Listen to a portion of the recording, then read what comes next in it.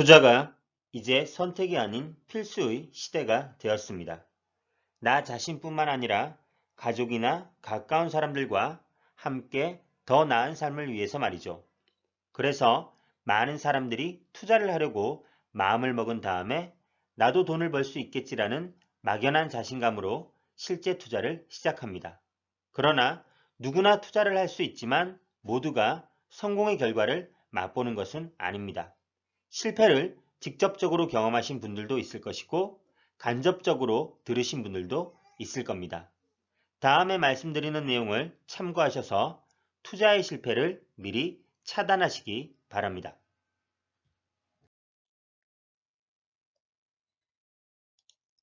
부동산 투자를 시작하려면 괜찮을 물건을 찾는 작업이 선행되어야 합니다. 찾은 물건은 반드시 스스로 분석해서 판단해 봐야 합니다. 물론 처음에는 수익을 가늠하기가, 가치를 제대로 판단하기가 힘이 들 수 있습니다. 하지만 계속 고민하고 물건을 보는 습관은 어느새 자기도 모르게 부동산을 보는 눈을 길러줍니다.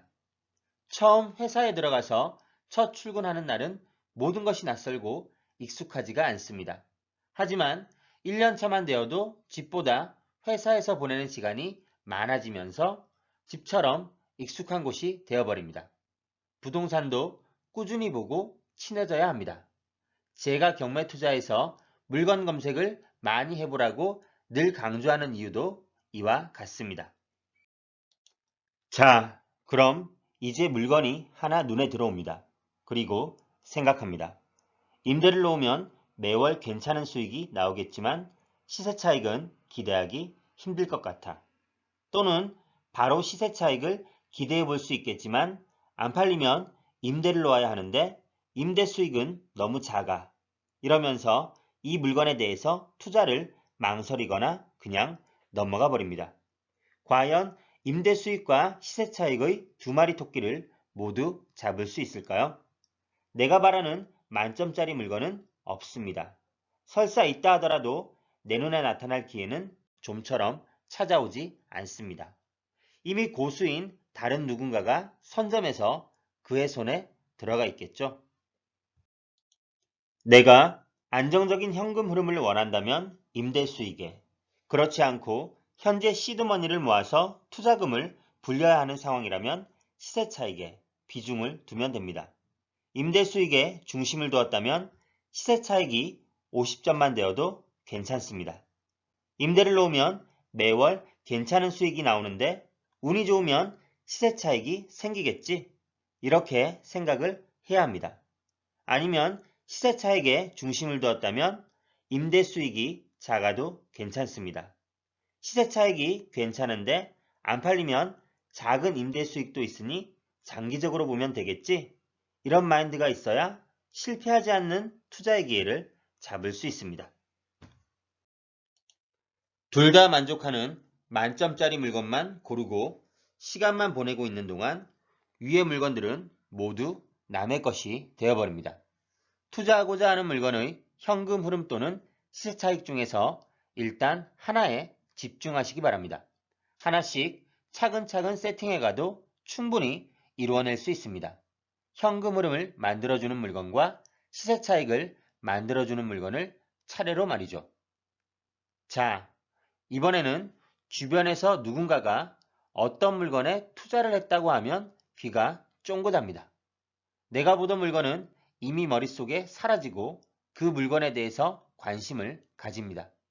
남의 떡이 늘 커 보이기 마련이지만 이것저것 다 가지고 투자할 수는 없습니다.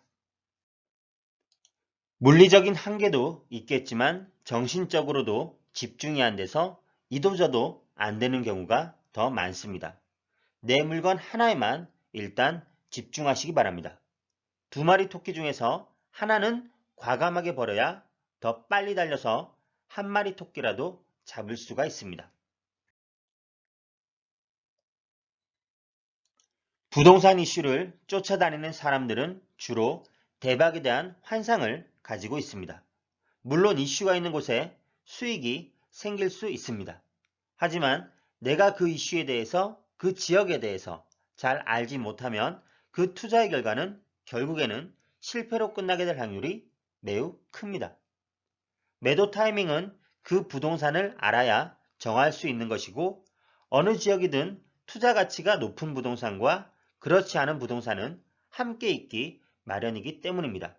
부동산 초보자일수록 투자에 대한 감을 잡지 못합니다. 모아놓은 돈을 가지고 부동산에 투자해보고 싶지만 시장의 큰 흐름이나 투자 정보를 알지 못합니다. 어디서부터 시작해야 하고 누구의 말을 믿어야 할지 늘 망설이고 이리 갔다 저리 갔다 하게 됩니다. 이런 경우 이슈화를 통해서 투자 상식이 없는 초보 투자자들의 종잣돈을 노리는 업체들도 있습니다. 투자자들을 현혹해 고객으로 끌어들이라는 사설업체의 투자 설명회와 분양 현장, 그리고 기획부동산의 현장 방문 투어 등이 대표적인 예입니다. 부동산 부자들은 의외로 다양한 종목에 투자하지 않습니다. 뉴스거리나 이슈보다는 본인이 경험했고 자신 있는 투자처에만 관심을 기울이는 경향이 많습니다. 집중을 하는 것이죠. 예를 들어 재개발 재건축 인근의 토지나 상가주택에 집중하고 어떤 사람은 다세대 지하 빌라만 눈여겨봅니다. 재개발을 노리고 장기 투자를 하면 기회는 반드시 올 것이라는 믿음과 판단을 가지고 기다립니다. 대신 개발이 가시화되면 미련 없이 팔아버리죠. 이슈를 쫓기보다는 이슈에는 매도를 해야 합니다. 자신의 판단을 통한 경험을 하나씩 축적해서 실력을 쌓아 나가야 합니다. 처음이라면 이미 어느 정도 잘 알고 있는 주거지나 연고지에서 살펴보면 됩니다. 아니면 관심 있는 지역 한두 곳을 정해놓고 평소에 꾸준히 정보를 모으고 분석하는 것으로 투자를 시작하시기 바랍니다.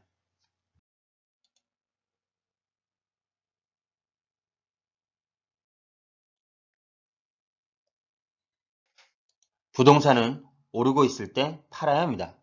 적절한 매도 타이밍을 놓치면 오히려 큰 손해를 볼 수도 있습니다. 이제 더 이상 오르지 않겠지 하면서 그때 가서 팔려고 하면 이미 늦습니다.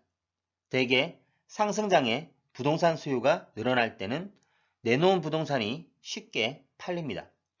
부동산을 매입하려는 투자자들이 많아지면서 매물이 그만큼 쉽게 소화되는 편이기 때문입니다. 반대로 하락장에는 팔려는 부동산은 많은 반면 매입하려는 투자자들은 적어지므로 처분하기가 여간 어렵지 않습니다. 부동산에 대한 수익을 온전히 혼자 다 먹을 수는 없습니다. 그렇게 투자해서도 안 됩니다. 내가 팔았는데 더 오르면 그것은 그 다음 사람의 몫입니다. 그래야 내 물건을 사줄 사람도 있는 법입니다. 수익의 마지막 한 방울까지 먹으려는 것은 욕심입니다. 수익을 낸 돈으로 또 다른 물건에 투자를 하면 됩니다. 매도처럼 매수도 마찬가지입니다. 대부분 부동산을 살 때 나에게 파는 사람은 이것을 얼마에 샀으며 얼마만큼의 수익을 남기는 것일까? 반면에 수익이 별로 나지 않았다고 하면 투자 가치가 없는 물건은 아닐까? 라는 고민을 하게 됩니다.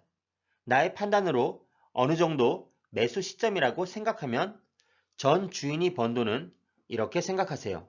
내가 잃어버린 수익과 기회비용이 아니라 앞으로 얻게 될 수익의 검증 비용으로 여겨야 합니다. 남의 수익까지 비교하라면 끝도 없습니다. 철저하게 자신의 수익이 적든 많든 차곡차곡 쌓아가면 됩니다. 그러면 충분히 자산을 물려서 부자의 길로 갈 수 있습니다. 매도 시점을 파악하기 위해 보유하고 있는 부동산과 인근 지역 부동산 가격을 비교 분석하고 수요는 얼마나 있는지를 파악해야 합니다. 언제 팔아야 최대의 투자 이익을 얻을지는 매도자의 개인 사정이나 자금 필요 등에 따라 다르지만 일단 부동산 시장의 흐름을 잘 잡는 게 중요합니다. 경제 상황과 정책 방향은 수시로 변하고 투자자들도 이에 따라 움직이려는 경향이 강하기 때문입니다. 내 뒤에 사람도 같이 수익을 나눈다는 생각으로 매도를 하면 한결 편하게 수익을 낼 수 있을 것입니다. 투자에는 일정한 패턴이 존재하기보다는 종합적으로 움직이는 시장이기 때문에 변화를 잘 알고 대처해야 합니다. 개인 상황과 여건에 맞춰 실패하지 않는 투자를 하시기 바랍니다. 감사합니다. 여러 상황들은 일방적으로 주어지지만 그 상황에 대한 판단은 철저하게 우리 자신이 선택해야 할 몫이다. 더 나아가 최선의 판단을 선택하고 결정하는 것은 우리에게 주어진 자아의 최후 보루이자 삶이다.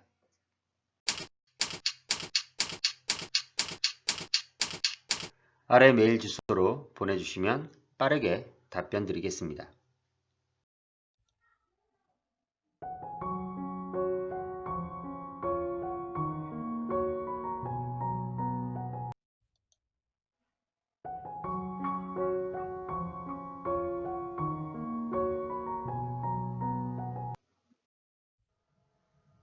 네이버 카페에 오시면 더 많은 정보를 확인하실 수 있습니다.